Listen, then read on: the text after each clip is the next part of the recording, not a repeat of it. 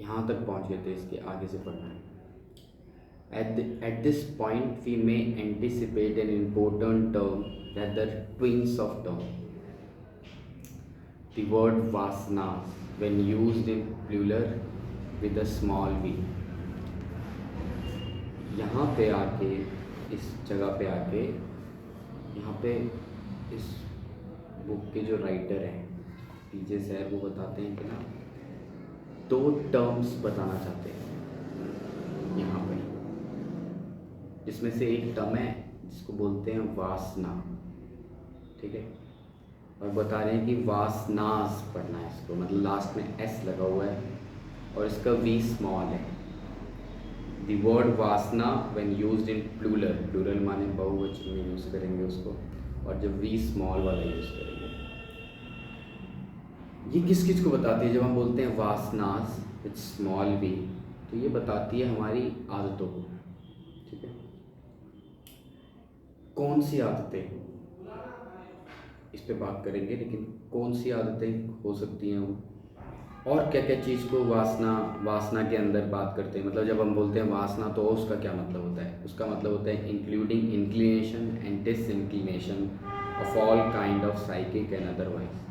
हमारी पसंद और नापसंद वो भी वासना से तय होती है। हमको कुछ चीज़ पसंद, हम कोई चीज़ पसंद करते हैं कि हमको, देखो हर चीज़ का ना एक तरीका होता है लोगों के लिए। कपड़े पहनते तो एक ख़ास तरीके के कपड़े उनको पसंद आते हैं, है ना। तो ऐसे ही किसी भी पसंद नापसंद, ये सारी चीज़ें भी जहाँ से आती हैं उसे भी वासना कहते हैं, वासना का हिस्सा है वो। एक और शब्द है द सेम वर्ड वासना। इस पिछली बार मैंने क्या बोला था? वासनास। अभी क्या बोला है? वासना। तो वासना सिंगुलर वर्ड है, और इसके अंदर जब उसको लिखते हैं तो वी कैपिटल लिखते हैं। तो दो शब्द पता लग गए यहाँ पर, वासनास और वासना। वासनास में हमारी सारी आदतें, हमारी सारी पसंद नापसंद, ये सब चीज़ें आ जाती हैं। जबकि वासना के अंदर क्या आता है, जिसको कैपिटल वी से लिखते हैं, the general mental tendency rather than consist arising from above mention predisposition. ये जो वासना है, जब कैपिटल वी वाला वासना, ये समझ लो कि जैसे किसी इंसान का, जैसे देश में संविधान होता है ना, एक चीज़ मुख्य होती है, ये मूल मुख्य होता है, और उसके आसपास सब कुछ चलता है। ऐसे ही वासना हमारी सारी आदतें हैं, ठीक है, वासनास। लेकिन जिसको हम वासना कहते हैं वो हमारा मूल कॉन्स्टिट्यूशन है, हमारा संविधान है। और वो कोई एक टेंडेंसी होती है जो ज़्यादा होती है। जैसे कोई इंसान होता है जो ना बहुत पढ़ने लिखने में होशियार हो सकता है, लेकिन कोई और है जिसका खेल कूद में ज़्यादा दिमाग लगता है, ठीक है। कोई एक इंसान है जिसको मंदिर वंदिर जाना पसंद हो सकता है, कोई हो सकता है बिल्कुल नास्तिक हो। तो अलग अलग तरह के आदमी होते हैं। तो ये जो मेन पॉइंट है ना, जिससे पूरा उस आदमी को डिस्क्राइब करते हैं हम, इसको बोलते हैं वासना। और उसकी छोटी बड़ी आदतें, छोटी बड़ी पसंद नापसंद, उसको बोलते हैं वासनास, ठीक है। कहाँ से आती हैं ये वासनास? A mental resolution contrary to one own's वासना will meet with pitfall just a statue against the constitution avoid। जब कोई इंसान कुछ ऐसा काम करने के बारे में सोचता है जो उसकी वासना के खिलाफ है, तो उसको समझ में आता है कि वो काम नहीं कर सकता, या फिर उस काम में वो सफल नहीं हो रहा, असफलताएं देखने को मिलती है उसको। जैसे जैसे किसी का दिमाग खेलने कूदने में लगता है, उसके माँ बाप उसको ज़बरदस्ती पढ़ने के लिए बिठा दें, ठीक है, शायद थोड़ा बहुत पढ़ ले, लेकिन उसको अंदर अंदर फील होता रहता है, उसको खेल ही याद आता रहेगा, ठीक है। तो ऐसे तुम्हें बहुत सारी भटकती हुई आत्माएं मिल जाएंगी, लोग मतलब जो करना कुछ चाहते हैं, कर कुछ रहे हैं, और जो कर कुछ रहे हैं वो सही से नहीं हो पा रहा है क्योंकि दिमाग सारा दूसरी तरफ लगा हुआ है।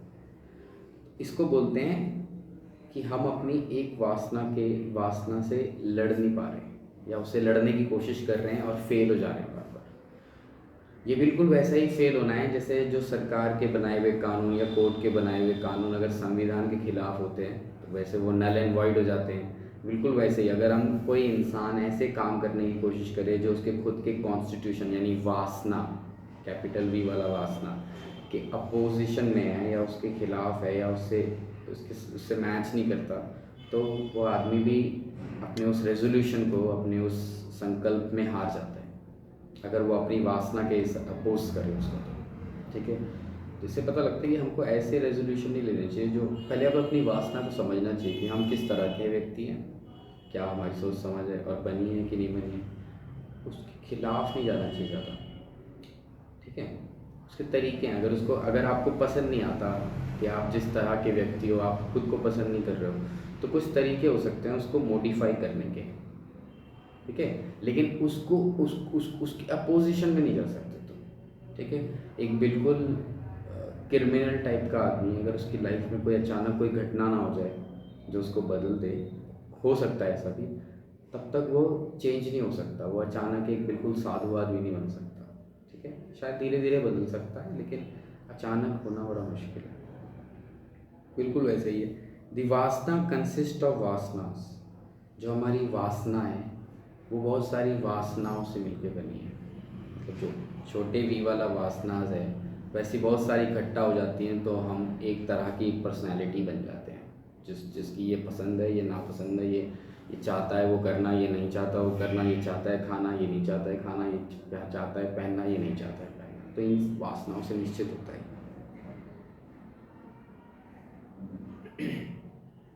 इन दी मोमेंट ऑफ, अब ये आती कहाँ से है, कोई कैसे हो जाता है कि कोई इंसान एक तरीके का होता है, दूसरा दूसरे तरीके का होता है, ऐसा होता कैसे? In the moment of death in a single vasanas regroup to crystallize according to set pattern। जब इंसान की मृत्यु हो रही होती है, वो मर रहा होता है, तब कोई एक वासना प्रबल होती है। जैसे किसी इंसान को लग सकता है उसको ये और करना था, उसने नहीं किया, या उससे और बात कर लेता, कुछ बहुत सी चीज़ें हो सकती है, कोई अटैचमेंट हो सकता है, हाय रे मेरे बच्चे, हाय रे मेरी पति, हाय रे मेरी भी, कुछ भी हो सकता है। उस एक वो जो उसके दिमाग में सबसे ज़्यादा ध्यान जिस चीज़ पर उसका उस समय है, उसी वासना के चारों तरफ बाकी की वासनाएं क्रिस्टलाइज हो जाती हैं। बिल्कुल वैसे जैसे एक वाटर का मॉलिक्यूल जब आइस में कन्वर्ट होता है, उसके चारों तरफ बाकी के वाटर मॉलिक्यूल्स आइस में कन्वर्ट होने लगते हैं, तो उसको साइट ऑफ क्रिस्टलाइजेशन बोलते हैं। ठीक है, इसी तरह से एक वासना के चारों तरफ सारी वासनाएं क्रिस्टलाइज हो जाती है और एक कोड बनता है, एक बीज बनता है। वो बीज फिर अगले जन्म के लिए वही क्रिस्टल वासनाओं का ना अगले जन्म के लिए बीज का काम करता है। पैदा होते ही देखो कई चीज़ें पैदाइशी होती है, कई चीज़ें क्या, बहुत सारी चीज़ें पैदाइशी होती है कि पैदा हुआ इसकी आदत है, हर बच्चा अलग तरह का होता है ना। तो वो क्यों होता है? क्योंकि वो पिछले जन्म से वो वासनाओं का क्रिस्टल लेके चल रहा है। समझ आ रही? अलग अलग तरह के लोग पैदा होते हैं, कभी कोई व्यक्ति दुष्ट होता है, कभी कोई व्यक्ति सज्जन होता है, कभी कोई व्यक्ति साधु होता है, कभी कोई व्यक्ति डाकू होता है। ठीक है, कोई इंसान लोगों की जानें बचाता है, कोई इंसान लोगों की जानें नहीं बचाता है। अलग अलग तरह की वासनाओं का संग्रह होता है व्यक्ति, जो वो कहाँ से पीछे से लेके चल रहा है। ठीक है, इसका मतलब क्या है कि अभी की जो आप जीवन जी रहे हो, जो ये डेथ का मोमेंट तो इस लाइफ में भी आएगा, ये तो सत्य है, सत्य फैक्ट है। ये फिजिकल बॉडी से जो है, ये फिजिकल बॉडी एक बार छूट जाती है। जैसे बस में बैठ के कहीं जाते हैं ना, तो बस जब अपने गंतव्य तक पहुंच जाते हैं तो हमें बस से उतरना पड़ता है, बस घर नहीं होती। बिल्कुल वैसे ही ये शरीर जो होता है ना, वो घर नहीं होता, इसमें बैठ के हम कहीं से चले हैं, कहीं तक जाएंगे। ठीक है, और उस मोमेंट पर क्या हमारी अटैचमेंट्स है, क्या हमारी सोच है, उसी के चारों तरफ बाकी की चीज़ें भी क्रिस्टलाइज होंगी। तब आपको अपना जीवन जीते समय देखना है कि आप किस चीज़ से अटैच हो। यही समय है, इसीलिए इस जन्म को बोलते हैं कि ये जन्म होता है ज्ञान पाने के लिए। ठीक है, ये यहाँ पर जितने लोग हैं, यहाँ पर मेन पर्पस होना चाहिए लोगों का कि ज्ञान भूमि है। पिछले वीडियो को तुम देखोगे तो उसमें ज्ञान भूमि की बात होती है, जन्मभूमि क्या होता है, ज्ञान भूमि क्या होता है। तो ये अल्टीमेटली ज्ञान भूमि है।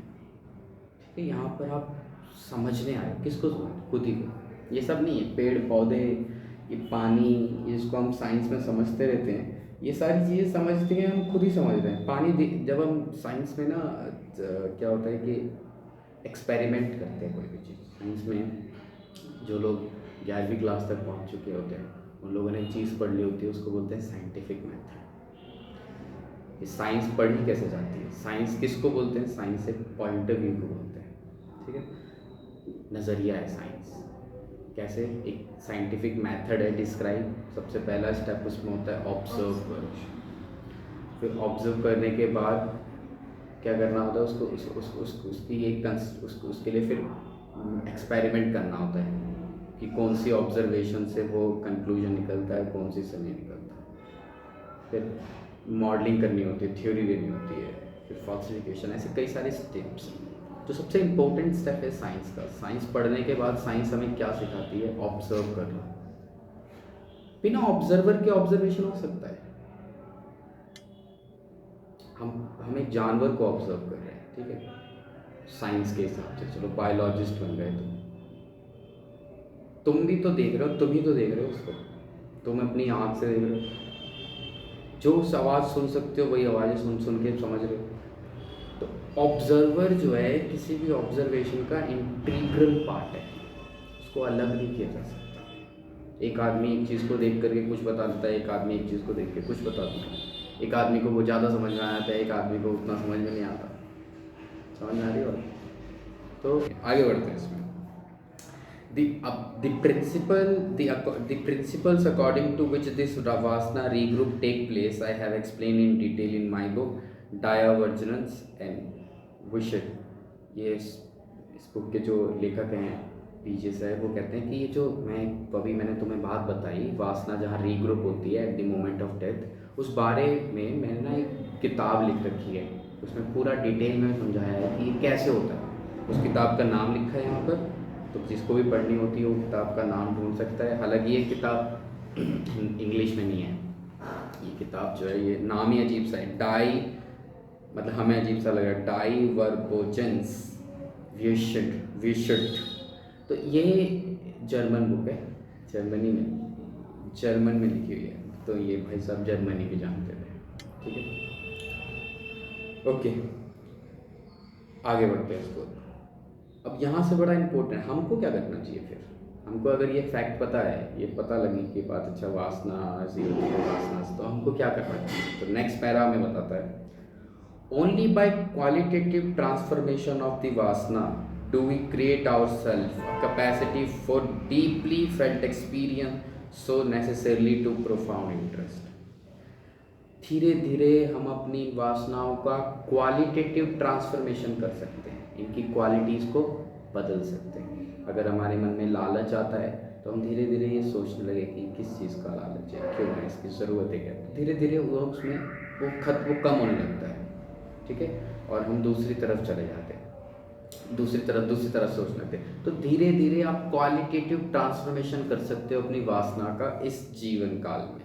इस कैसे कर सकते हो, छिछली सोच से नहीं कर सकते, ऊपर से अगर सोचते हो तब नहीं कर सकते हो। जब तुम गहराई से सोचते हो, जब तुम अपने लाइफ के एक्सपीरियंस में गहराई में उतरते हो, तब तुम धीरे धीरे क्या देखोगे कि तुम अपनी इन वासनाओं का क्वालिटेटिव ट्रांसफॉर्मेशन कर रहे हो, इन वासनाओं में बदलाव आना शुरू, ये बदलने लगेगी अपने आप ही, ये सतो गुण की तरफ या फिर कन्वर्ट होने लगेगी और नेगेटिविटी उसमें से चली जाएगी, पॉजिटिविटी रहेगी। तो ऑब्जर्वेशन जो है वो ज़्यादा अनबाइज्ड होके कर सकते हो। अनबाइज्ड माने कोई ऑब्जर्वेशन करते समय ये चाहत ना रखना कि ये ऐसा हो जाए, ये वैसा हो जाए।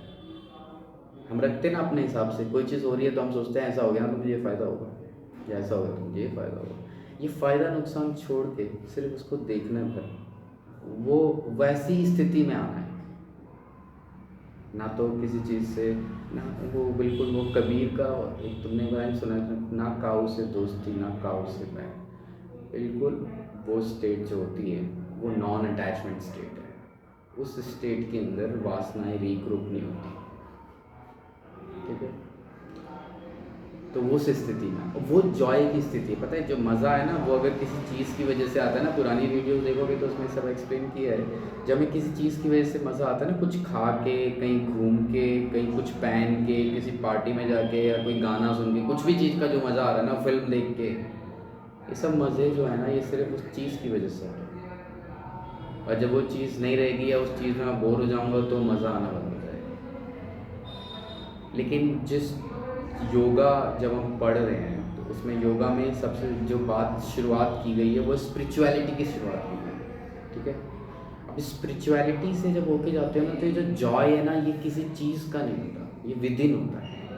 हमें हमारे अंदर ये जॉय एक्सपीरियंस होता है। इसके लिए ना तो किसी कपड़े की ज़रूरत पड़ती है, ना किसी खाने की ज़रूरत पड़ती है, ना किसी खास जगह घूमने की ज़रूरत पड़ती है। आप देखोगे अगर आप इस स्टेट में आ जाते हो, जब सेल्फ इंटरेस्ट की स्टेट बोलते हैं। सेल्फ इंटरेस्ट माने वो वाला सेल्फ इंटरेस्ट नहीं, स्वार्थ वाला नहीं, विद इन इंटरेस्ट, आपके अंदर से वो इंटरेस्ट होता है। तब आप कहीं भी बैठे बैठे कहीं भी घूम सकते हो, तो ज़रूरत नहीं पड़ती। अब तुम बोलोगे ये कैसे पॉसिबल है, तो उसके लिए तुम पहला पार्ट देखोगे ना, तो उसमें माइंड के सेक्शन एक्सप्लेन किए हुए। तो उसमें आप अलग अलग सेक्शंस को अगर आप डेवलप कर लोगे तो आप देखोगे आपको कहीं जाने की ज़रूरत नहीं पड़ती शरीर से। ठीक है, आप बिना शरीर के भी जा सकते हो, घूम सकते हो, उस जगह का पता कर सकते हो। थोड़ा सा उसमें एक्सप्लेन किया उस चीज़ को। तो कैसे हम इसको हमें इसको विन वासना, उसको अगर मैं चाहता हूँ कि इसमें कन्वर्जन हो, ये बदलाव आए, तो मैं क्या कर सकता हूँ, इनका क्वालिटेटिव ट्रांसफॉर्मेशन कर सकता हूँ। और कैसे कर सकते हैं, अपने हर एक्सपीरियंस को डीपली एक्सपीरियंस करके, ध्यान देके उसको, ऑब्जर्वेशन करके उसको। The vasana resemble cells of physical body. वासनाओं को आप बिल्कुल ऐसा ही समझो जैसे हमारे शरीर की कोशिकाएं सेल्स हैं। क्या होता है सेल्स के साथ, सेल्स बनती हैं, उनकी एक लाइफ साइकिल होती है, फिर डाई आउट हो जाती है, मर जाती हैं, और शरीर उसको किसी ना किसी तरह से बाहर छोड़ देता है। ठीक है, चाहे वो बाल के रूप में बाहर निकल रही हैं, चाहे वो स्किन से हमारे हमेशा सेल्स निकलती रहती हैं, और भी बायोलॉजी पढ़ते हो तो समझ में आता है भाई कैसी तरीके से होता है ये। ठीक है, तो ये काई निकलती है आँख के पास से। ठीक है, तो कितनी चीज़ें जो शरीर छोड़ता रहता है बाहर, बिल्कुल उसी तरह से ये वासना भी होती है। हम वासनाओं को, जैसे हम सेल के लिए मटेरियल हम कहाँ से लेते हैं, खाने से लेते हैं। खाना खाते हैं तो मटेरियल जाता है तो मेटाबॉलिज्म के थ्रू सेल सिंथेसिस हो जाती है। सेल फिर डिस्ट्रॉय हो जाती है, जब मर जाती हैं तो उनको छोड़ देते हैं। बिल्कुल उसी तरह से ये वासनाओं को हम छोड़ते पकड़ते रहते हैं। रास्ते में चलते हैं, कोई चीज़ पसंद आती है तो अचानक उससे लगाव आता है, ये लेते हैं, वो करते हैं।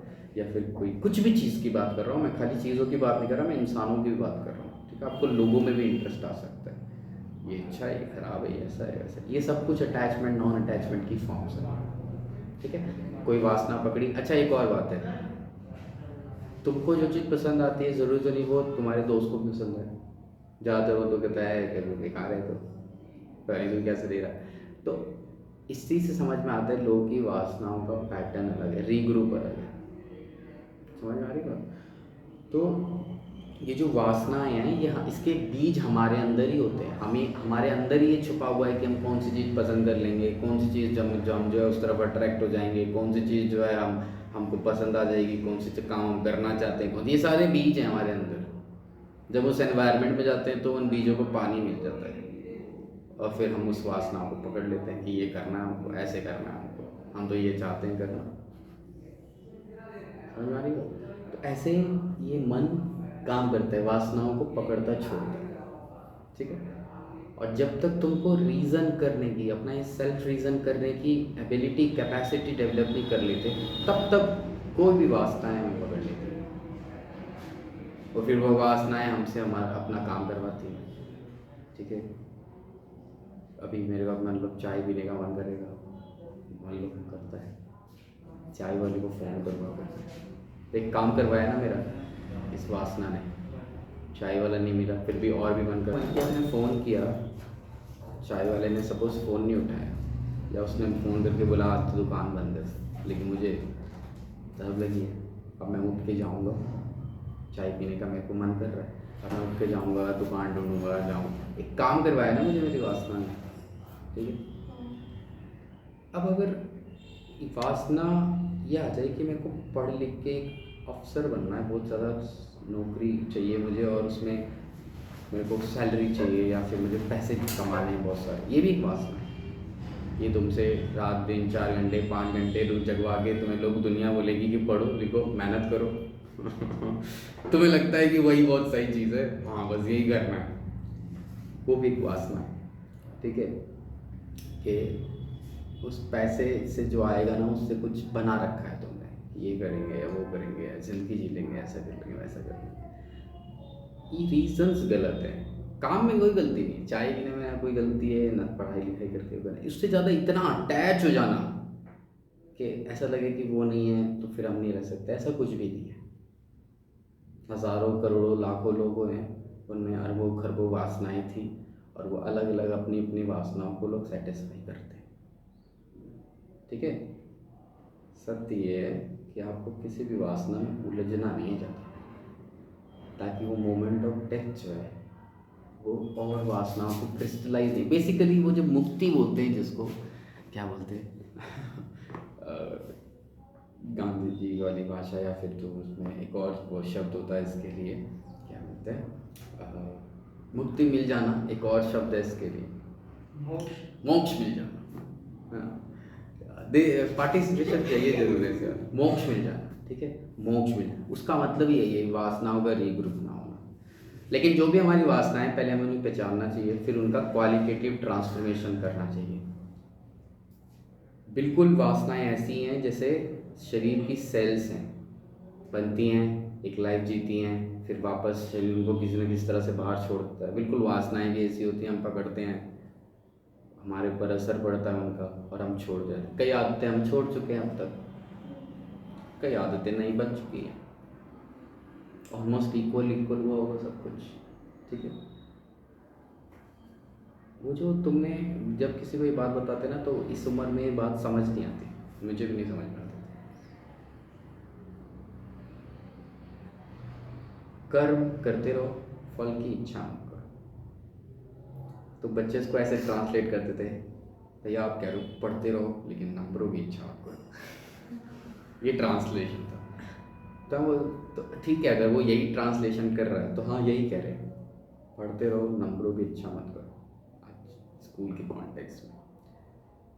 क्योंकि नंबर की चिंता तुमको, नंबर एक क्राइटेरिया है, एक तरीका बनाए लोगों को नापने का, लेकिन पढ़ना अपने आप में एक प्रोसेस है, पूरा समझना एक प्रोसेस है, नेचर को जानना एक प्रोसेस का नाम है। उस प्रोसेस में लगे रहते हो तो किस दिन जाके एग्ज़ाम भी दे होते हो।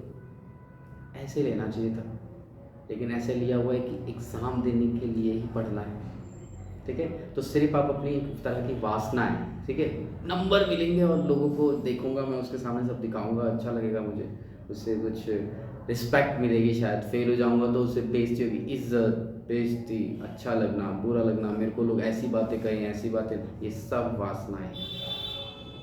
बचपन में तो पहचान में नहीं आती, लेकिन जैसे जैसे आप मैच्योर होते हो वैसे वैसे आपको समझ में आएगा ये। जब आप खुद को ऑब्जर्व करने लगोगे ना, मनोविज्ञान में या मन के ज्ञान में सबसे ज़्यादा ऑब्जर्व करना है खुद को, खुद के मन को, अलग अलग सिचुएशन में कैसे कैसे एक्ट करता है वो, ठीक है। और ये कौन करेगा, तो भी करोगे, ठीक है। चलो आगे बढ़ो। ऑफ न्यूट्रिशन, कहाँ से आती है हमारे अंदर ये वासनाएं, of what stuff are these cells created. जैसे हमारे शरीर में कोशिकाएं बनी होती हैं, खाने से तो बनी है, जो हम खाना खाते हैं उससे। तो इन मेन ऑफ आवर न्यूट्रिशन कहाँ से आता है, हमारी सेल्स के लिए मटेरियल। पहले हम सेल्स के बारे में सोचते हैं, फिर हम वासनाओं के बारे में भी सोचेंगे। तुम सेल्स के बारे में समझोगे कहाँ से बनती हैं, कैसे बनती है, कहाँ जाती हैं, तो तुम वासनाओं को भी ऐसी तरह से समझ सकते हो। In main out of nutrition, cells के लिए न्यूट्रिशन से आता है मटेरियल। कहाँ से आता है न्यूट्रिशन, यानी फूड और ड्रिंक, जो हम खाते हैं और जो पीते हैं वही मटेरियल प्रोवाइड करता है सेल्स बनाने के लिए। We take and what stuff are replacing vasana form. बिल्कुल ऐसे ही सोचो, जैसे खाना पुरानी सेल्स को रिप्लेस करता है, नई सेल्स बनाता है, उसी तरह से हमारी वासनाओं को भी दूसरी वासनाएं रिप्लेस करती हैं। Out of out of out of and resembling the mental quality thoughts accompanying and each and every act taking nutrition।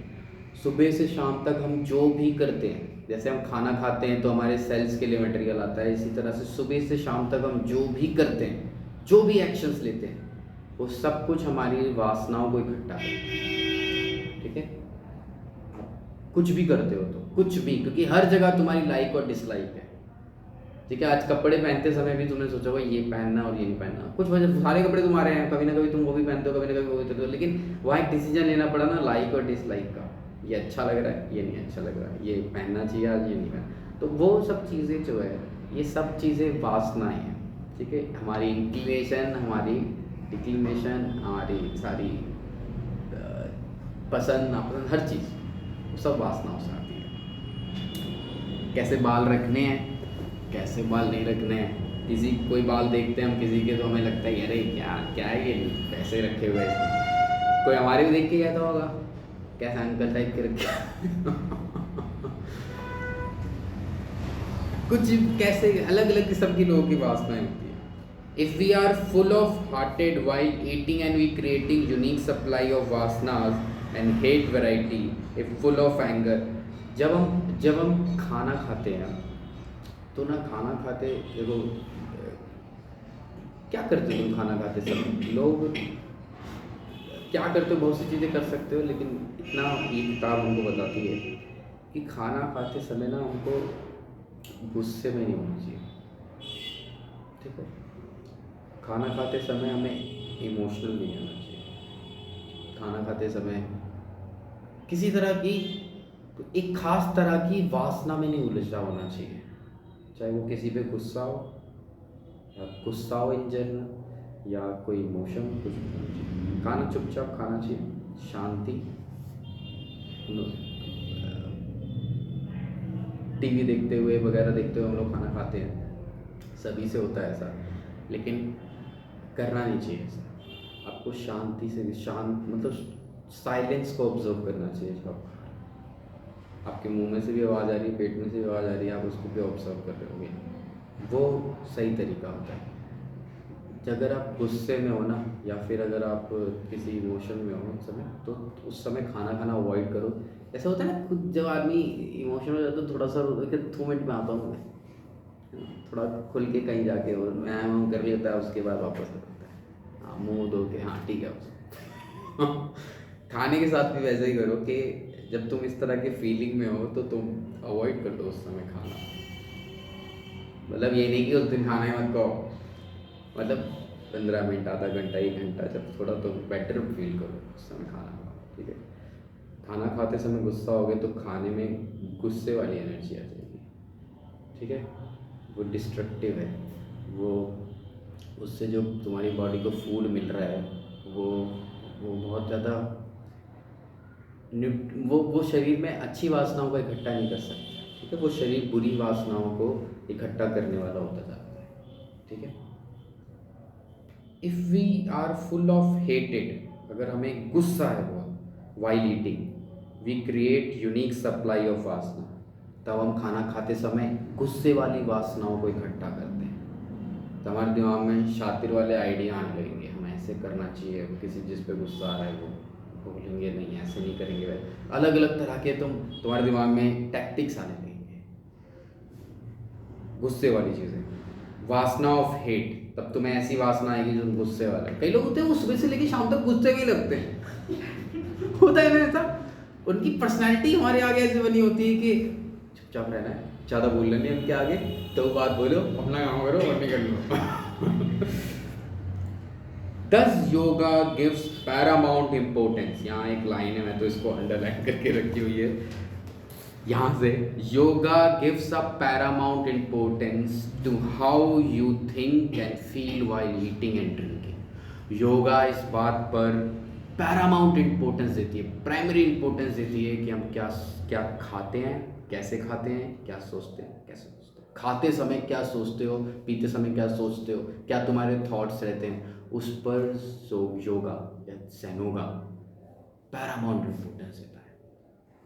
इसका मतलब है कि आने वाले कुछ चैप्टर्स में अभी देखो प्रॉब्लम चल रही है, एक तरह से इस बुक का पहला फेज प्रॉब्लम समझाता है, फिर ये रेमेडीज भी करता है, ठीक है, और बहुत आसान है वो रेमेडीज, ठीक है। वो सुनना और करना एक ही जैसा है, मतलब तुम सुन लोगे तुम्हें कुछ करना पड़ेगा ऐसा नहीं है, अपने आप हो नहीं लग जाता है कुछ।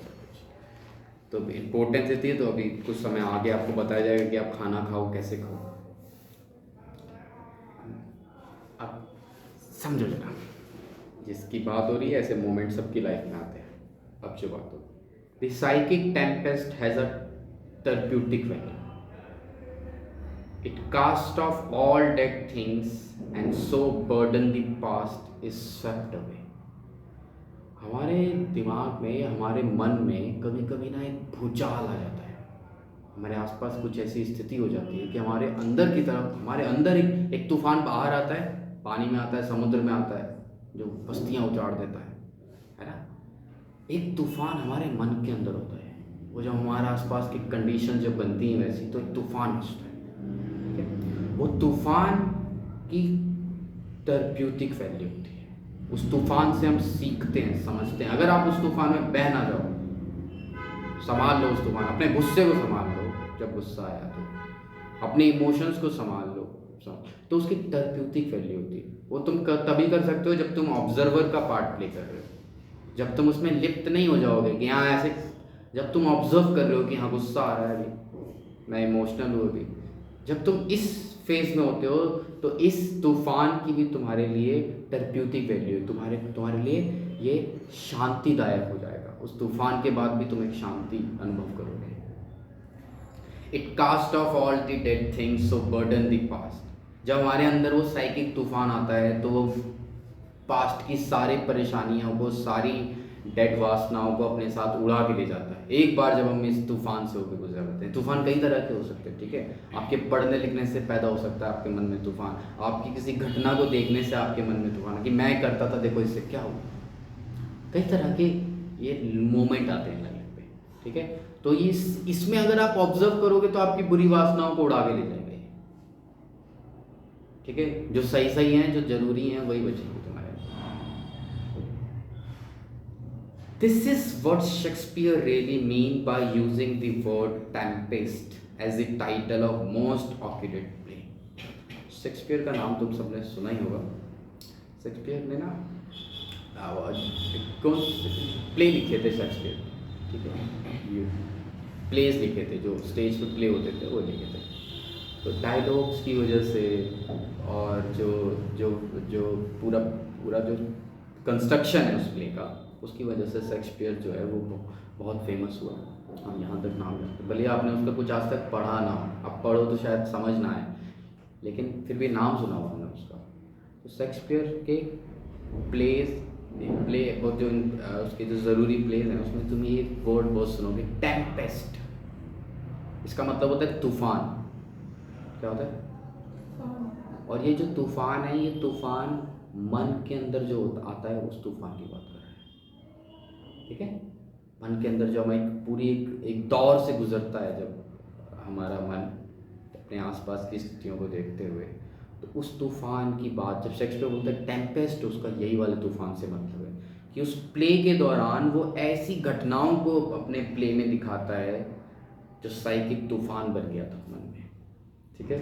और उस प्ले के बाद कहाँ दुनिया पहुंची, क्या सही हुआ, क्या गलत हो, वो सब लोग जज करते हैं। Without tempest our mind would remain placid and so can not be deeply stirred by profound interest. जब तक हमारे मन में ये तूफान ना मचे, ये सही गलत क्या है, ये क्या है, लाइफ क्या है, पर्पस ऑफ लाइफ क्या है, हु आई एम, ये सब टेम्पेस्ट ना मचे, तब तक हमारे अंदर प्रोफाउंड इंटरेस्ट नहीं आ सकता। पिछली वीडियो में बताया था आपको, किसी भी चीज़ काम को करने के लिए ये ज़रूरी है कि आपका उसमें प्रोफाउंड इंटरेस्ट हो, गहरी रुचि हो, ठीक है। अभी तो तुम्हारी उम्र तक तो इसी बात में कंफ्यूज होगी, क्या इंटरेस्ट है मेरा, क्या नहीं है मेरा, पता ही नहीं, क्योंकि कभी साइकिक तूफान से गुजरे नहीं हो ठीक से।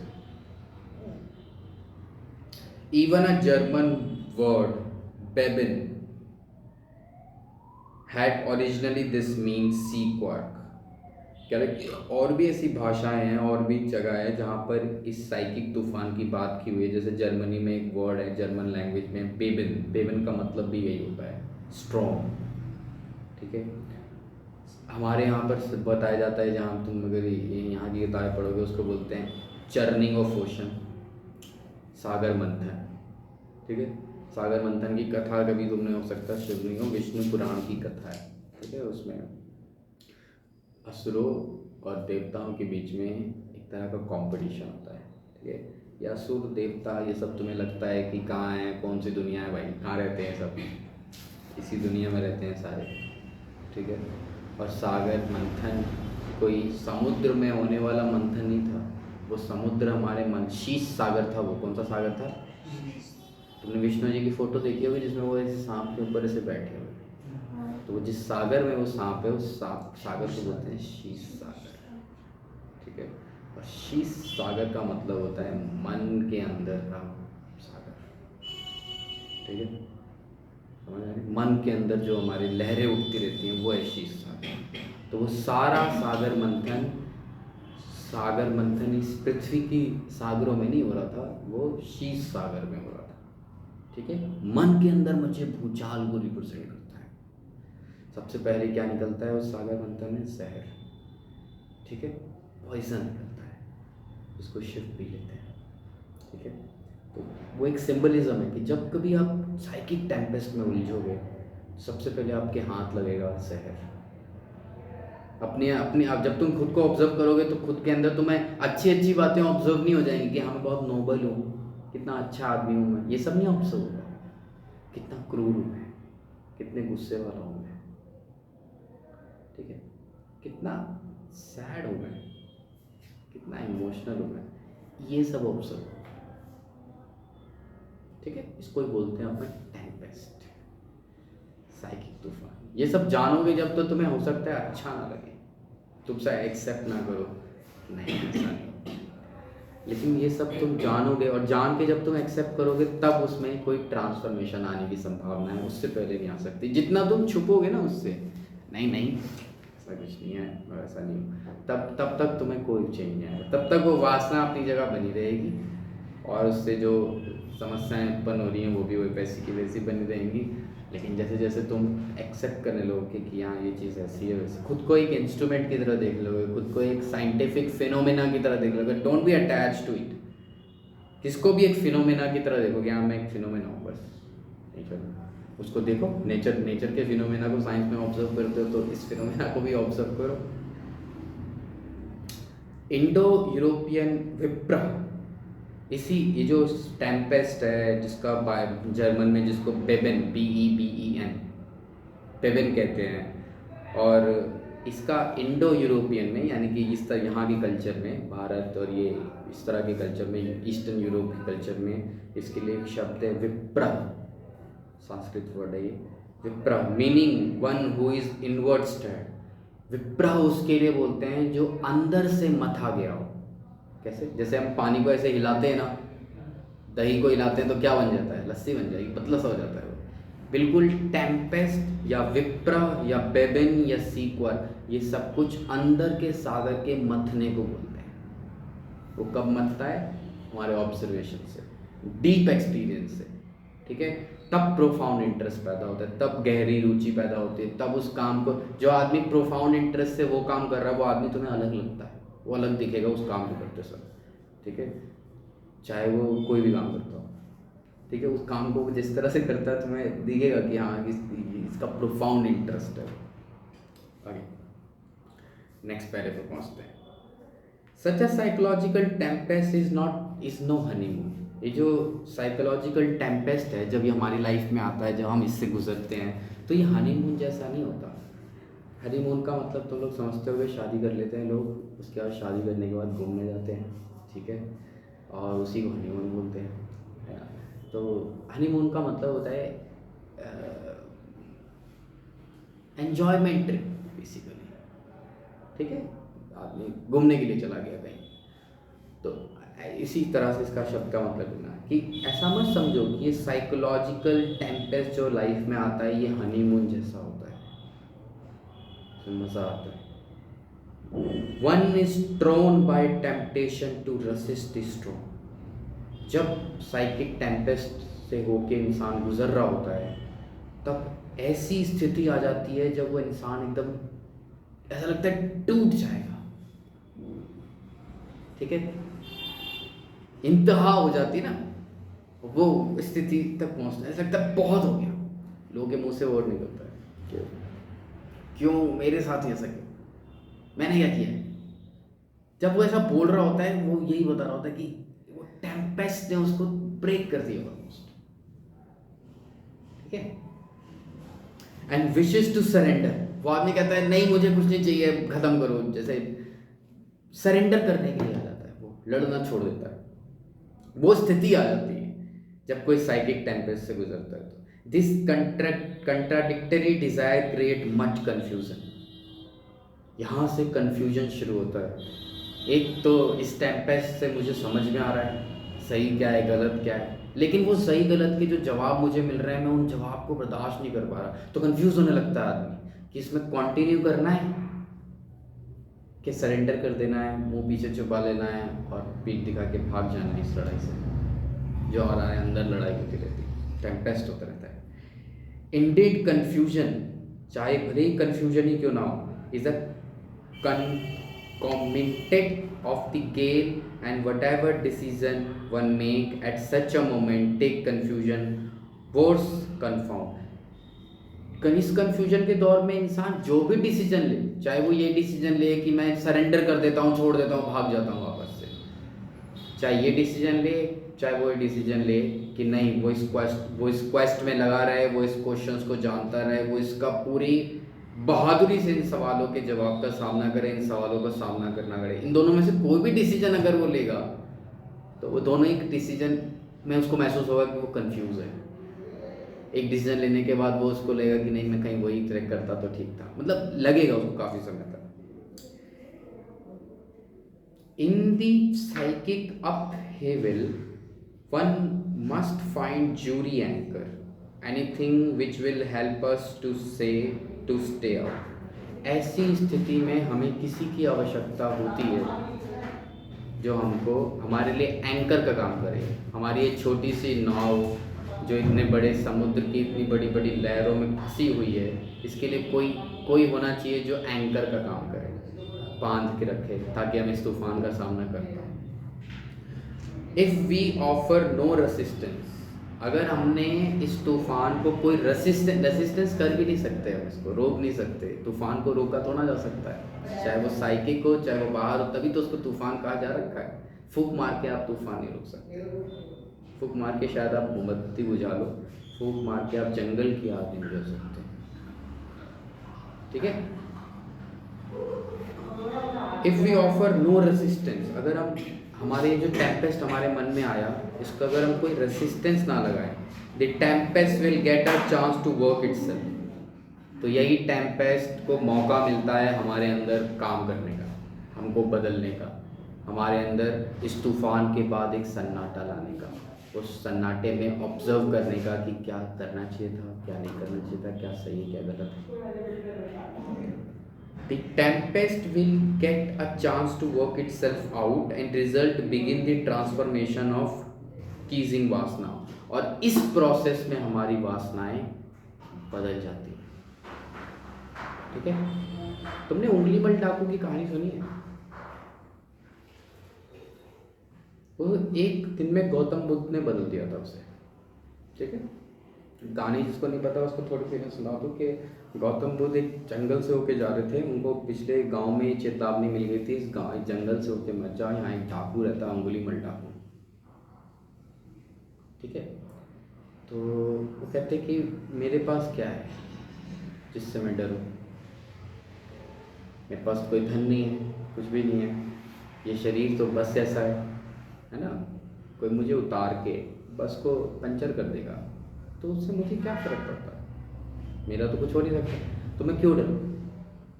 अपने कॉन्फिडेंस के साथ वो अपने दो चार जो उनके साथ रहते थे चले गए आगे जंगल में, उंगलीमल डाकू मिला, उंगलीमल डाकू मशहूर था कि वो जो भी उस जंगल से गुजरता था उनको मार देता था, उनकी उंगलियों की माला पहनता था, इसलिए उसका नाम था उंगलीमल डाकू।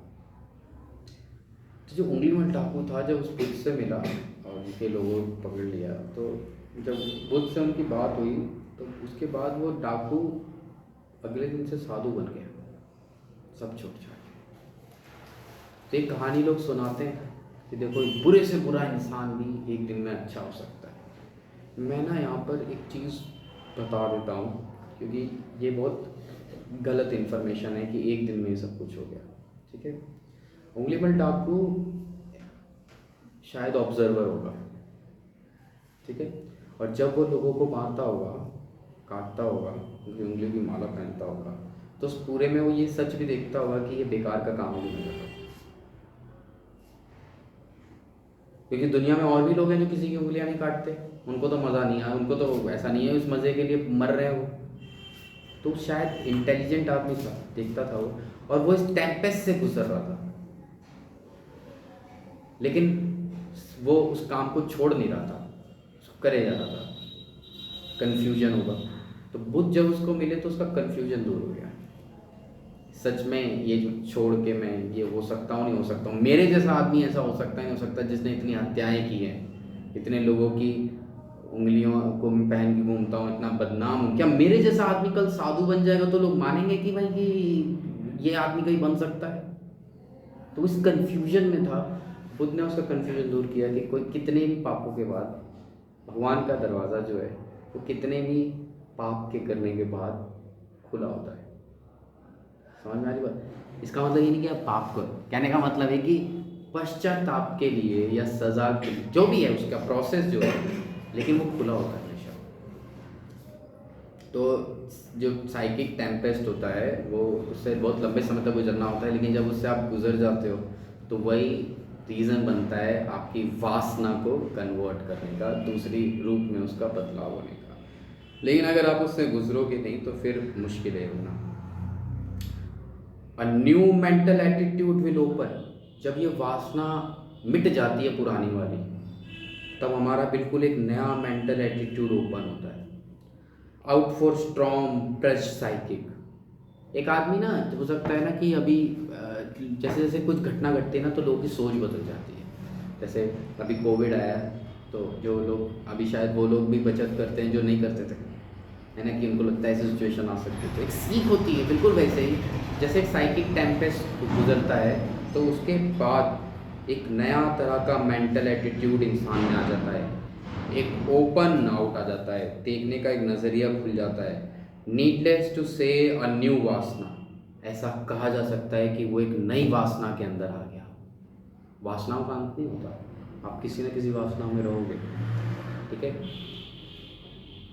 वासना with it self all new attitude of life. जो नई वासना अब इसने पकड़ी इस व्यक्ति ने पिछले साइकिक टेम्पेस्ट के बाद, लगता है बिल्कुल अलग ही डायमेंशन हो इसकी। उंगलीमल डाकू साधु बन जाए, कल से उसके कपड़े बदल जाएं, समझ में आ रही है, उंगलियों की माला छोड़ दे वो, तो बिल्कुल नया एटीट्यूड हो सकता है लाइफ का। तुमने देखा ना कभी कभी हम ऐसे चेंजेस के बारे में सुनते हैं, रातों रात चीज़ बदल जाती है ऐसे बदलाव आ जाते हैं एक दिन में। प्लेस टू से न्यू वासना, बिल्कुल नई वासना में आ गया। Is always accompanied by torrent of enthusiasm because of profound interest has now been awaken. लेकिन ये जो नई वासना में वो जब आ जाता है साइकिक टेम्पेस्ट के बाद, इसमें और पिछले में बहुत फ़र्क होता है, क्योंकि पहले वो प्रोफाउंड इंटरेस्ट शायद उसका ना हो, लेकिन अब जिस नई वासना में आता है उसकी बहुत गहरी रुचि होती है, उसमें बहुत डीप इंटरेस्ट होता है। तो भले ही नई वासना है तो अभी भी वासना, लेकिन उसके देखने का नज़रिया, तरीका वो बदल चुका है, वो चेंज हो जाता है। डेयर टू ब्रेव, वो बहुत हिम्मती हो जाता है, ठीक है। Invite tempest to put some pep into your life. तुमको ये एडवाइस दे रहा है, यानी पढ़ने वालों को एडवाइस मिल रही है कि डेयर टू ब्रेव, बहादुर बनो, अपनी लाइफ में इस टेम्पेस्ट को इनवाइट करो, because this will change you, this will give you different attitude, open mindness, ठीक है। तो इससे घबराओ मत, इस तूफान से, इस साइकिक तूफान से। ये आता है, इंसान को सही के लिए बदलता है और आपको कुछ सिखा के जाता है। ये कहने का मतलब इस लाइन का, बी नॉट लाइक अ डम ड्रिवन कैटल। खुद को जानवर, चरने वाला जानवर मत समझो, उसको खुद को वैसा मत बनाओ। बी वॉरियर, लड़ाकू बनो, जीवन के इस वॉर को लड़ो, डर क्यों रहे हो। ऑल लाइफ इज चैलेंज, पूरा जीवन ही चैलेंज होता है। How do you expect to find security when all life is challenge. जब पूरा जीवन, हर घड़ी हर सेकंड एक चैलेंज है, हर मिनट हर सेकंड एक संकट है, तो तुम कैसे ये सोच सकते हो कि लाइफ में सिक्योरिटी नाम की कोई चीज हो सकती है। If all life is challenge then unless you are alert and vigilant all you will get yourself a false security.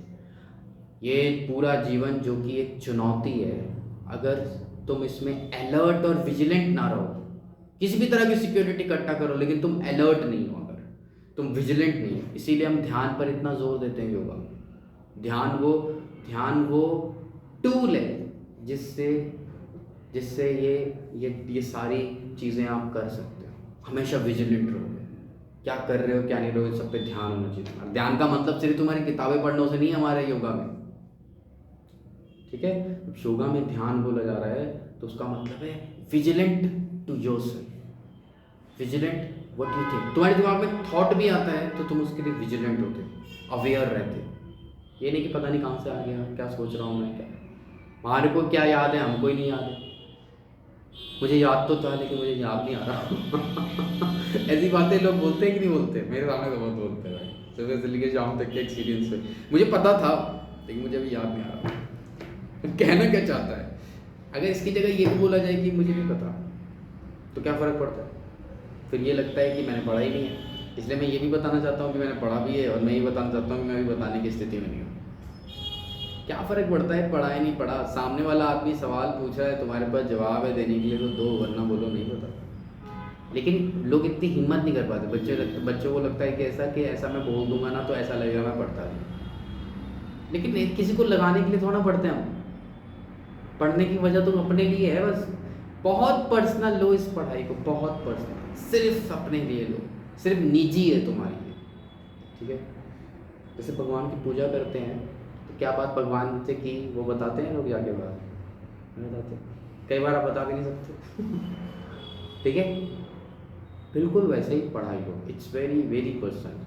तुम किसी को इससे में बेवकूफ़ नहीं बना सकते, ठीक है। तो ध्यान और विजिलेंट बहुत ज़रूरी है अगर पूरी लाइफ चैलेंज है तो, क्योंकि हर सेकंड ध्यान होना चाहिए, हर सेकंड विजिलेंट होना चाहिए आदमी, तभी तो हर चीज़, हर एक्शन को ठीक से देख सकता है। तो इसीलिए ध्यान और विजिलेंस पर इतना जोर इस पूरे कोर्स में हम देंगे। Like the security of saving. ये तो पेपर देने भी चले जाना, जो ज्ञान है उस पर भरोसा करो। नहीं, फल की इच्छा जरूरी है। फल देने के लिए कोई ऐसे सेब लटका दिया है किसी ने, तुम अपने बैठ के पढ़ रहे थे, वो देगा सेब, मैं अगर पढ़ लूँगा तो वो नंबर की जगह, सेब की जगह वो नंबर है। तुम्हें किसी ने बता दिया है वो इम्पोर्टेंट है, कभी सोचा भी नहीं, खाता भी नहीं हूँ नंबर, पीता भी नहीं हूँ नंबर, फिर भी चाहिए मेरे को नंबर। नंबर लाओ, लेकिन नंबर के लिए ही सब कुछ नहीं, सारे काम नहीं करने जाते। समझ में आ रही है बात। पास फेल हो गया हूँ तो ये बहुत से दिक्कतों के साथ लोग आते हैं, ये सारी उनको बहुत बड़ी प्रॉब्लम लगती है। पता है तुमको, तुम्हारा रिजल्ट है, तुमको तुम्हारी ये सब चीज़ें बहुत बड़ी लगती होंगी। हाँ यार ऐसा नहीं हुआ तो कैसे चलेगा, ऐसा हो गया तो वैसा, ऐसे समय लगेगा, ठीक है। इन सच बताऊँ, दो कौड़ी की चीज़ें हैं सारी। सही चीज़ ये है कि इस प्रोसेस में तुम क्या हो गए। 11वीं क्लास में या 9वीं क्लास में या 10वीं क्लास में, 9वीं 10वीं के बच्चे तो बहुत छोटे होते हैं, उन्हें तो सब समझ में नहीं आना मुश्किल है। एक 11वीं 12वीं कॉलेज, इस प्रोसेस में तुम क्या होते जा रहे हो, क्या तुम कुछ बेटर होते जा रहे हो। अगर नहीं होते जा रहे हो तो फिर भी कर रहे हो तो तुम शुतुरमुर्ग हो। बेटर नहीं हो रहे हो फिर भी तुम उसी तरह से काम कर रहे हो तो तुम शुतुरमुर्ग हो। चैलेंज समझ में आ गया, फिर तुम सही से काम कर रहे हो, चैलेंजेस के हिसाब से काम कर रहे हो, जो तुम्हें करना चाहिए वो कर रहे हो, तब तुम आँख से आँख मिला के काम कर रहे हो। डरपोक लोगों की तरह काम करोगे तो हमेशा डरते रहोगे। इसीलिए पिछली लाइन में बोला बी ब्रेव, ठीक है। कोई सिक्योरिटी होती नहीं है, नंबरों की भी नहीं होती, यानी in that kind of cruelty Tempest obstacle previously environment eliminate, सारी पुरानी परेशानियां धुल जाती हैं जब हम इस परेशानी से होके गुजरते हैं तब। द पास्ट इज पोर्टल और लिविंग नो कॉम्प्लेक्सेस, हमारा जो पास्ट होता है, कभी ऐसा मत सोचना कि हमारा जो पास्ट होता है हम पर कोई परमानेंट कुछ छोड़ देता है, ठीक है। कभी भी ना तो पास्ट तुमको कुछ परमानेंटली तुम्हारे अंदर, हम इंसान के अंदर जो आत्मा है या मनुष्य में किसी जीव में जो आत्मा है उस पर कुछ नहीं किया जा सकता, उस पर किसी चीज़ का असर नहीं होता, उस पर ना तो कोई वासना का असर होता है ना कुछ है, वो एनर्जी है जिससे शरीर ऑपरेट होता है, ठीक है।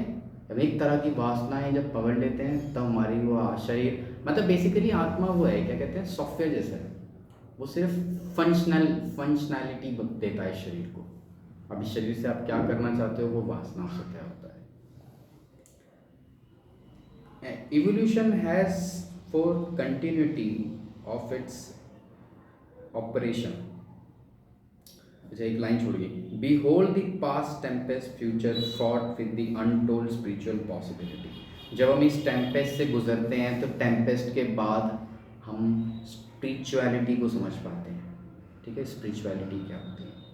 Evolution has for the continuity of its operation the principle of gradual, evolution has for a continuity of its operation the principle of gradualness। कहते हैं जो इवोल्यूशन होता है, जो विकास होता है, वो एक ग्रेजुअल प्रोसेस है या हमेशा चलता रहता है। जो बायो वाले उनको पता होगा कि इवोल्यूशन कॉन्टिन्यूस प्रोसेस है। Indeed according to Kant, Kant का नाम तुमने सुना है नहीं सुना, KANT कांट, पूरा नाम है एमेनुअल कांट, ठीक है। ये फिलोसफर थे, इन्हीं भाई साहब ने ये इवोल्यूशन नाम का शब्द की खोज की, ठीक है। बाकी ज़्यादातर लोगों को जिन्होंने फिलॉसफी नहीं पढ़ी होती है उनको लगता है इवोल्यूशन नाम का शब्द डार्विन ने खोजा, चार्ल्स डार्विन, ठीक है, फादर ऑफ इवोल्यूशन बोलते हैं उन्हें। लेकिन चार्ल्स डार्विन ने इवोल्यूशन नाम की टर्म जहाँ से ली वो एमेनुअल कांट की बुक थी। बेसिकली शब्द के इन्वेंटर कौन है? Kant. Indeed according to Kant हमने एक टर्म दिया था जिसको बोला था evolution, for that every reason because of any change divorce from gradualness is termed revolution. ऐसा कोई भी चेंज जो आराम आराम से धीरे धीरे आ रहा है उसको तो हम क्या बोलते हैं? इवोल्यूशन, ठीक है। और ऐसा कोई भी चेंज जो अचानक आए, अचानक मतलब छोटे से टाइम पर आ जाए, उसको बोलते हैं रेवोल्यूशन। क्या बोलते हैं? रेवोल्यूशन एक शब्द है ना, तुम सोशल साइंस में सुनते हो, क्रांति। तो अभी तो इंग्लिश में समझो कि इवोल्यूशन जो ग्रेजुअल चेंज है, जो आराम आराम से धीरे धीरे होता है, समय के साथ बढ़ता है, नेचुरल प्रोसेस से होता है। एक होता है रेवोल्यूशन जो बहुत जल्दी से चेंज आ जाता है, उसको रेवोल्यूशन बोलते हैं। Yet spiritual life is entirely new dimension of being, so it is not principle of gradualness। अब हम अगर अपनी स्पिरिचुअल लाइफ को देखें तो वो क्या है? वो ग्रेजुअल प्रोसेस का नाम है स्पिरिचुअलिटी कि रेवोल्यूशनरी प्रोसेस का नाम है spirituality? Yet spiritual life is entirely new dimension, तो बिल्कुल नई तरह की डायमेंशन है स्पिरिचुअल लाइफ। वो आदमी जो पहले स्पिरिचुअल नहीं था और बाद में जब वो स्पिरिचुअल हो गया तो उसके जीवन में तुम्हें फर्क बहुत दिखेगा। वो अलग ही तरह से बात करेगा, अलग ही तरह से रहता होगा, अलग ही तरह से चलकर उसके सारे कंडक्ट्स बदल जाएंगे। तो ये प्रिंसिपल, लेकिन फिर भी ये प्रिंसिपल ऑफ ग्रेजुअलनेस में ही आएगा। भले हमें स्पिरिचुअल इंसान बहुत बदला हुआ लगता है, लेकिन फिर भी वो इवोल्यूशन, वो भी ग्रेजुअल प्रोसेस का हिस्सा है। इसीलिए मैं बोलता हूँ उंगलीमल टापू एक रात में नहीं बदला था। अब तो बोलते ना कि आपको कैसा था, कहानी में देखता लिखा है, खत्म होके मिलने के बाद अगले दिन उंगलीमल टापू साधु बन गया। क्योंकि स्पिरिचुअलिटी ग्रेजुअली होती है। हाँ, एक दिन सडनली चेंज दिखाई देगा तुम्हें, लेकिन वो हुआ धीरे धीरे धीरे होता है। उस आदमी ने क्या वासना इकट्ठा कर रखी है, उसी से वो अट्रैक्ट हुआ। तो फिर भी वो किससे होता है बच्चे? भले ही अचानक और अलग बदलाव दिखते हैं स्पिरिचुअल लाइफ में, लेकिन फिर भी वो प्रिंसिपल ऑफ ग्रेजुअलनेस से ही होता है, इवोल्यूशन से होता है। But that instantness which operate here, the instantness becomes possible in critical certain stage. वो जो मोमेंट है ना, जब अचानक वो एक मोमेंट आता है जब बदल जाता है सब कुछ, वो तो एक मोमेंट होता है, लेकिन उस मोमेंट तक आने में धीरे धीरे धीरे धीरे धीरे समय लगा होता है। इसलिए बोलता हूँ उंगली डाकू उस मोमेंट पे था जिस मोमेंट पे उन्हें गौतम बुद्ध मिल गए। ठीक है, यानी वो साधु अंदर से बन चुका था तब तक, सिर्फ उसे एक ऐसे एविडेंस की तलाश थी जो उसे मिल जाए और वो उस पार चला जाए। एक सहारा चाहिए था, ढांच चाहिए था, वो उसको गौतम बुद्ध का मिल गया उस जंगल में उस दिन रात को।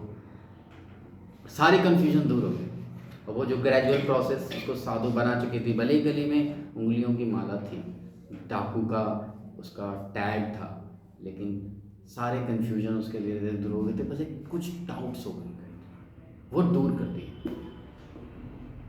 समझ में आई बात? वो गौतम बुद्ध में इस मोमेंट पे जब आप पहुंचते हो ना, जब बिल्कुल आपके अंदर अब सडनली चेंज आ सकता है, इतना जब आप आ जाते हो, इस स्टेज को बोलते हैं हम लोग योगा में क्रिटिकल सर्टन स्टेज। क्या बोलते हैं? इसके बारे में बहुत थोड़ा सा पहले बताया था, ठीक है, और नहीं बताया, अभी थोड़ा बताना मुश्किल है, तो आगे इसको जानेंगे जब चैप्टर शुरू होंगे उससे। तब चैप्टर्स में जब तुम जाओगे ना, तब ये इतना लंबा, इतना कॉन्टिन्यूस नहीं है। ये इतना बताना पड़ रहा था कि ये किताब बताना क्या चाहती है, ये किताब तुमको किस तरह से हिलाएगी, तुम्हारे अंदर तुम क्या एक्सपेक्टेशन रख सकते हो। वैसे तो रखना ही चाहिए कोई एक्सपेक्टेशन, लेकिन फिर भी कुछ पता होना चाहिए ना, तभी तो मैं इसको आगे पढ़ूंगा। तो इसकी वजह से इतना लंबा इंट्रोडक्शन है। ठीक है, तो क्रिटिकल सर्टन स्टेज, इन क्रिटिकल सर्टन स्टेज, जब क्रिटिकल सर्टन स्टेज में कोई आता है, the mind is poised two point a psychological transition. जैसे ही क्रिटिकल सर्टन स्टेज पर कोई मन पहुंचता है, उस तक बिल्कुल उस स्टेज में जाता है जिस स्टेज में पानी भाप बन जाएगा, 100 डिग्री तापमान हो गया। ठीक है, टेम्परेचर बढ़ेगा 1 डिग्री 2 डिग्री 10 डिग्री, लेकिन भाप नहीं निकलेगी। भाप कब निकलना शुरू होगी? जैसे ही तापमान 100 तक पहुंचेगा और ऊर्जा कोई आके देगा, तब भाप बनेगी। बिल्कुल वही स्टेज है क्रिटिकल सर्टन से 100 डिग्री सेंटीग्रेड वाली। In this CCS the mind is poised at a point psychological transition from section 1 to the higher section. जब हमने जो पीछे सेक्शंस की बात की थी, जैसे आप क्रिटिकल सर्टन स्टेज में पहुंचते हो, सेक्शन 1 से बाहर निकल जाते हो और सेक्शन 2B की तरफ चले जाते हो।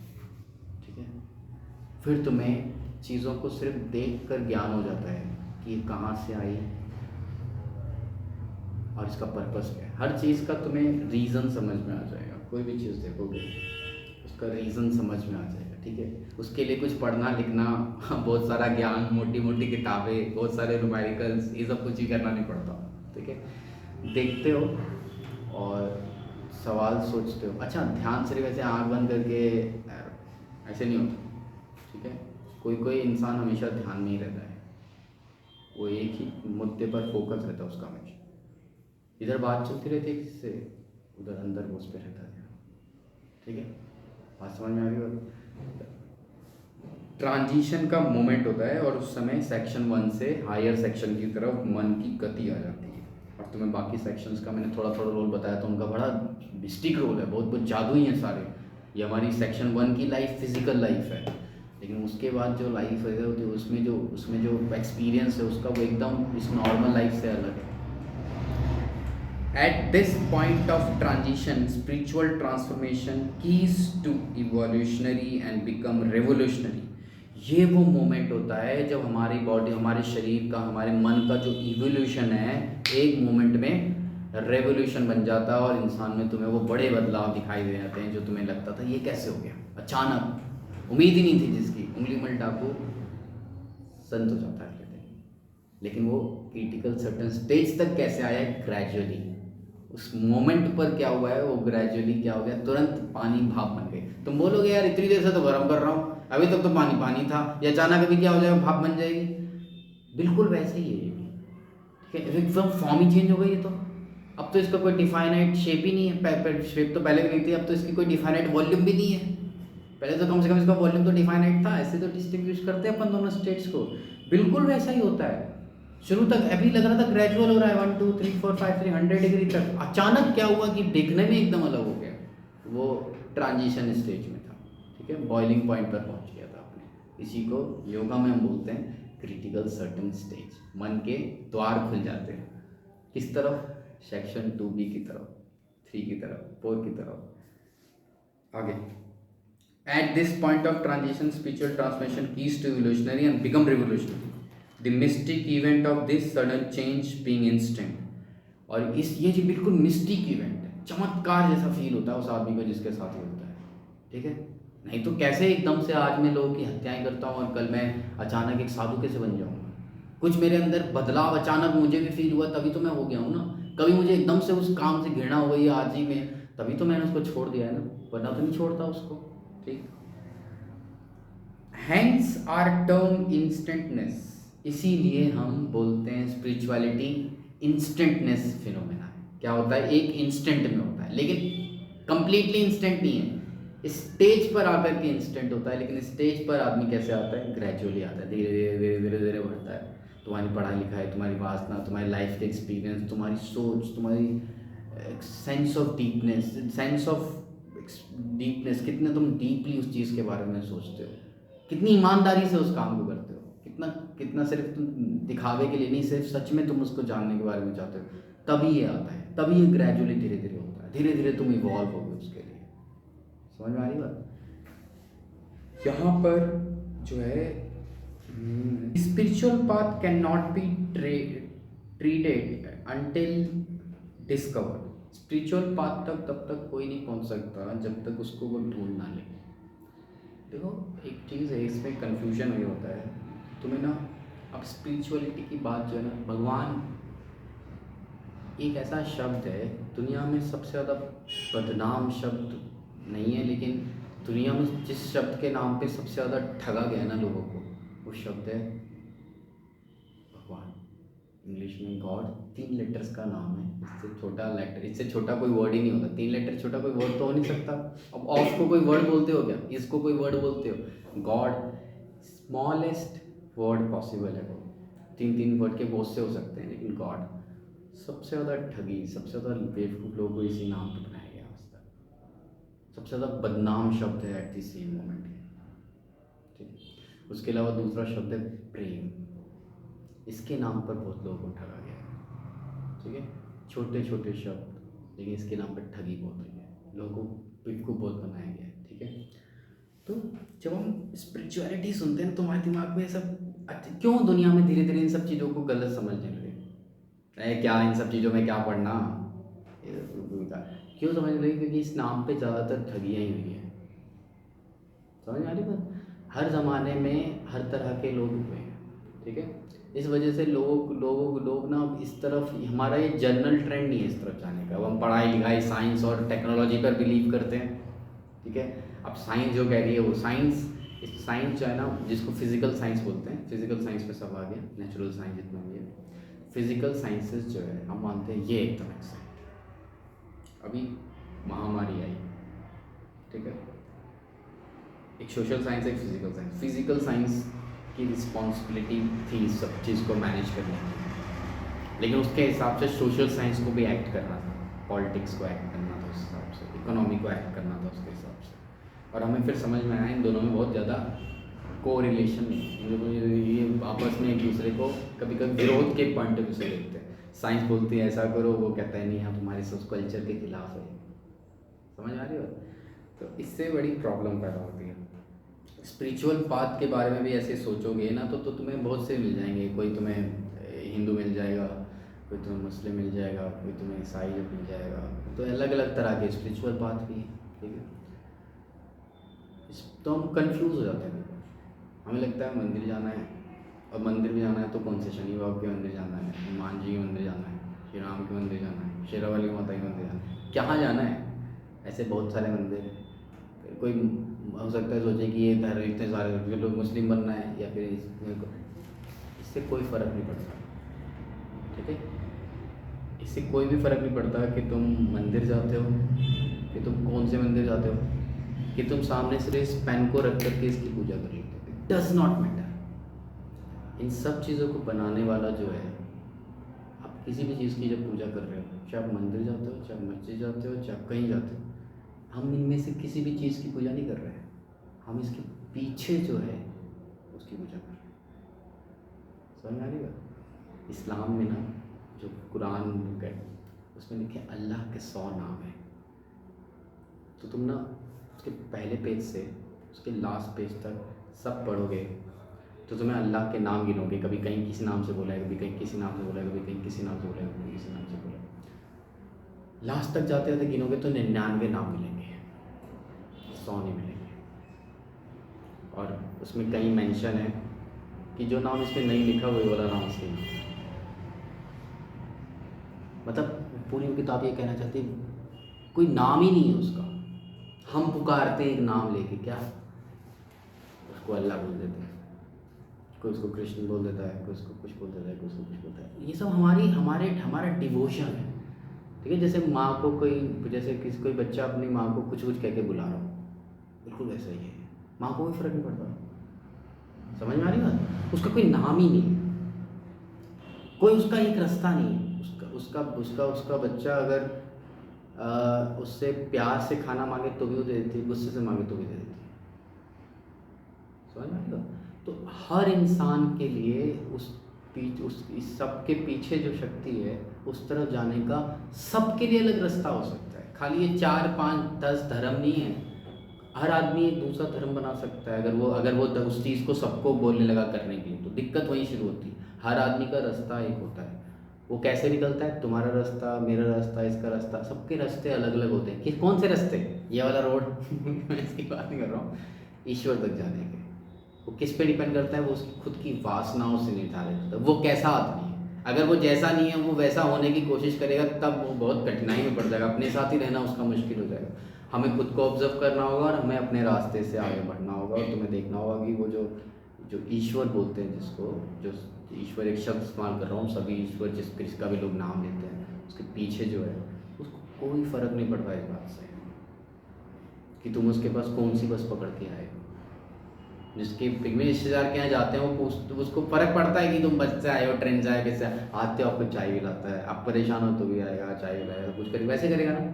इट डज़ नॉट मैटर बस कौन सी थी, ट्रेन से आए हो, फ्लाइट से आए हो, ठीक है, सामान ज़्यादा लाए हो, सामान कम लाए हो, उससे फ़र्क नहीं पड़ता उसको।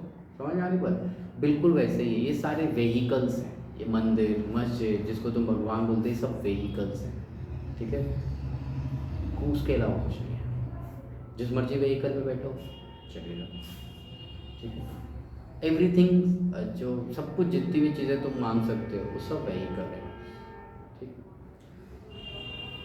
The result when the spiritual path can not B traded until discover. तब तक स्पिरिचुअल पाथ पे नहीं चला जा सकता जब तक आप उसको ढूंढ ना लो अपने हिसाब से, आप जैसे हो वैसे। Attempt to tread the spiritual path before having found it to give rise untold needless difficulty।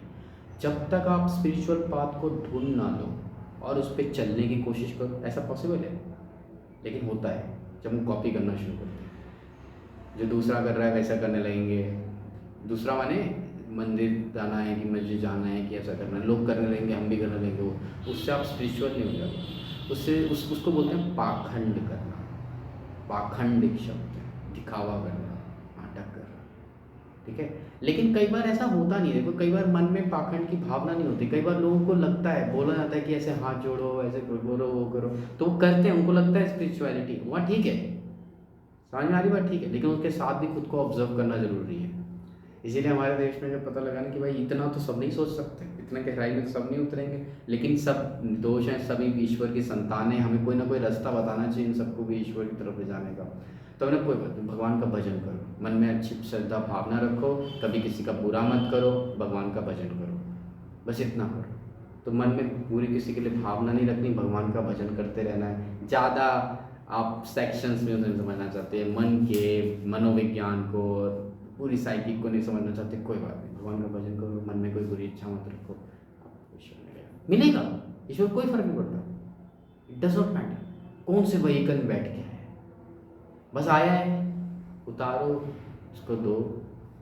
समझ में आ रही बात? The result when the weariness and dejection and frustration because of element of inner joy is missing. क्यों ऐसा होता है? लोग लोग जब स्पिरिचुअल पाथ पे जाते हैं ना, तो इनर जॉय उनके अंदर नहीं आता जब वो कॉपी कर रहे होते हैं। कॉपी माने जब तक उन्होंने अपना पाथ डिस्कवर नहीं किया, लेकिन दूसरे के पाथ उनको लगता है ऐसा ऐसा करने से, वैसे कपड़े पहन लेने से, उसी तरह से बैठ जाने से, उसी तरह से चलने से मैं वैसा ही हो जाऊंगा। ऐसा नहीं होता। उसको अपने अंदर उस पाथ को डिस्कवर करना पड़ेगा। जब तक उस पाथ को डिस्कवर नहीं कर लेगा, हम लोग क्यों बोलते हैं आप ऐसा करते हो तो आप ऐसे तो नहीं कर रहे हो, वैसे तो नहीं कर रहे हो, क्योंकि हर आदमी का अलग पाथ है। ठीक है, आप एक से दूसरे को कंपैरिजन भी नहीं कर सकते।